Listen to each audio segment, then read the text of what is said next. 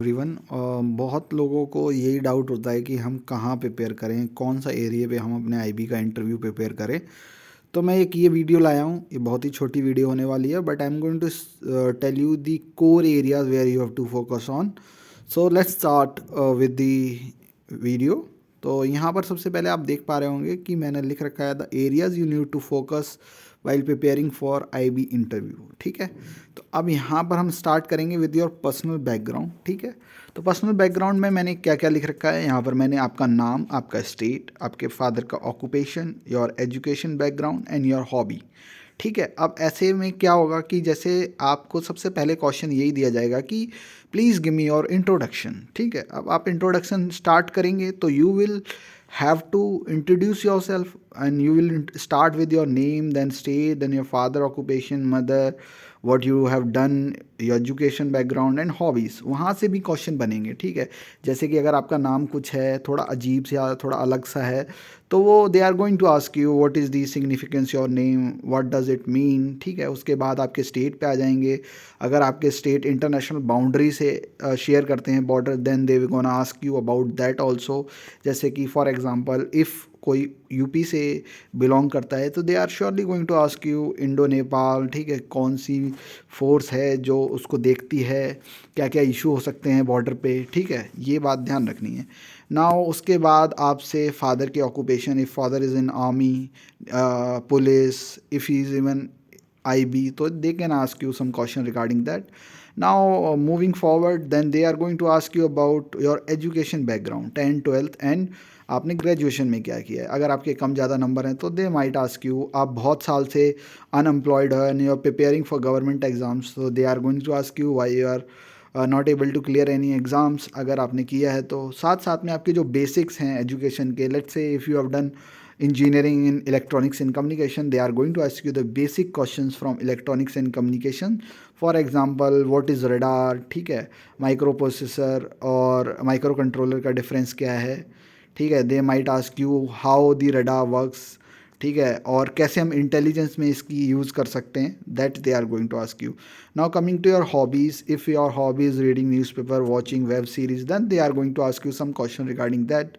what is the last movie you have watched, what is the last web series you have watched, and if you are reading newspaper, your hobby, then they might ask you some question related to the current affairs। Now moving to personal background से हम security related question पूछेंगे। देखिए security related में बहुत कुछ हो सकता है, लेकिन जो बहुत ही मेन 5 पॉइंट है वो मैं आपको बता देता हूँ कि पहले तो इंटरनल और एक्सटर्नल सिक्योरिटी दोनों की बात की जा सकती है। आप ये ना सोचें कि आईबी का इंटरनल सिक्योरिटी का काम है तो दे कांट आस्क यू।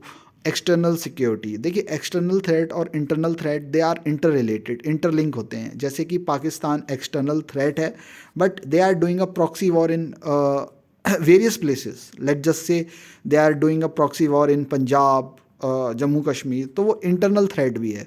तो you have to link it with both internal and external. अब यहाँ पर कोर एरिया क्या क्या है, northern eastern states of India जो कि हैं, वहाँ पर क्या इश्यूज़ हैं, वहाँ के स्टेट चीफ मिनिस्टर, इन सब का नाम आपको पता होना चाहिए। बॉर्डर शेयर करते हैं वो पता होना चाहिए। करंट में अगर कुछ चल रहा है तो वो पता होना चाहिए। ऐसे ही जम्मू कश्मीर की बात की जाए तो जम्मू कश्मीर में आपका क्या चल रहा है, क्या नहीं चल रहा है, कैसे मिलिटेंसी राइज हुई, आर्टिकल 370 के बारे में भी आपको पता होना चाहिए।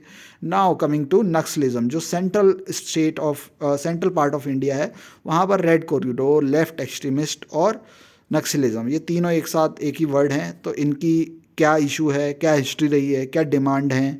Okay, the former prime minister of India that is Manmohan ji said in the parliament that Naxalism is the biggest threat of internal security। then they are going to ask you something related to that। अगर आप इनमें से किसी में भी फंसते हैं तो वो आपसे उसी से रिलेटेड ज़्यादा पूछेंगे। Now there is also one another very eminent threat is cyber security. ये बहुत ज़्यादा न्यूज़ में है, पीगसस न्यूज़ में है। ठीक है, तो आप साइबर अटैक हुआ है महाराष्ट्र में, तो आप इनके बारे में भी जानें। और साथ साथ में अनकन्वेंशनल थ्रेट बहुत सारे होते हैं, जैसे कि हम कह देते हैं कम्युनलिज्म को। ठीक है, ऑर्गेनाइज क्राइम में बहुत सारी चीज़ें होती हैं और बहुत कुछ हो सकता है, तो आप उस पर भी ध्यान दें। एक another part of the preparation है, वो है कि करंट अफेयर। तो जब तक आपका इंटरव्यू नहीं हो जाता, आपको न्यूज़पेपर पढ़ने की ज़रूरत है। न्यूज़पेपर में आप ज़्यादातर फोकस करें सिक्योरिटी रिलेटेड जो न्यूज़ आती हैं, नेशनल न्यूज़ जो बहुत ज़्यादा चलती हैं।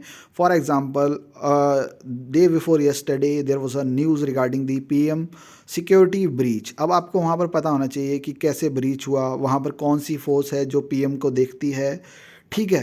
तो ये आपके बारे में अच्छे से न्यूज़ होना चाहिए, और वहाँ पर इंटेलिजेंस ब्यूरो का क्या काम होता है ये भी आपको पता होना चाहिए।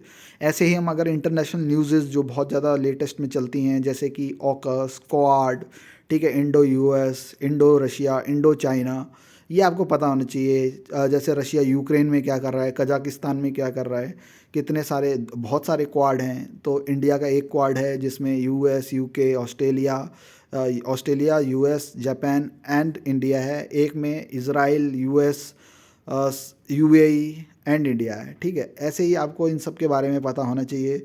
नाउ कुछ क्वेश्चन होंगे वो रिलेटेड टू ऑर्गेनाइजेशन होंगे। आप इंटरव्यू देने जा रहे हैं आईबी का, तो they are going to ask you regarding the IB की हिस्ट्री आपको पता होना चाहिए, उनके हेड क्या हैं, उनका नाम क्या है, उन्हें पता होना चाहिए।